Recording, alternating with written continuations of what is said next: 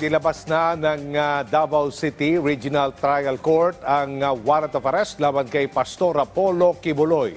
Samantala, naaresto na ang dalawa pang sangkot sa parehong kaso. Yan ang ulat ni Regine Lanuza na PTV Davao Live. Regine? Yes, Aljo, kaninang umaga ay natanggap na nga ng National Bureau of Investigation o NBI-11 ang warrant of arrest na inisyu ng RTC Branch 12 sa kasong child abuse laban kay Pastor o Kingdom of Jesus Christ Pastor Apollo Kibuloy. At ngayong hapon nga lang ay sinerve na ito sa isa sa mga kasamahan niya.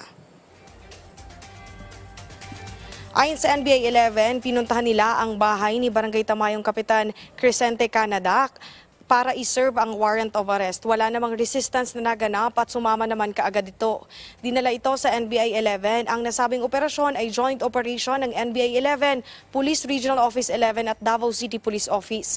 Samantala ngayong hapon lang ay sumurrender naman si Pauline Canada at Sylvia Semanyes sa nasabing opisina.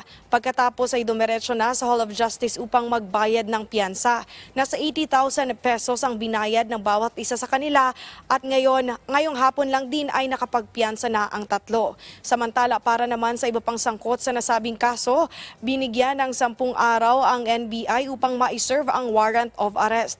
Pagkatapos nito ay ibabalik na nila sa korte ang warrant of arrest at nasa korte na ang magiging desisyon. Sa ngayon, 3 lugar dito sa Davao Region na ang napuntahan ng nasabing opisina upang ma-serve ang warrant of arrest.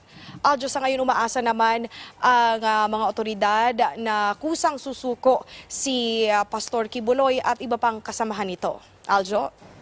Alright, salamat Regine Lanuza.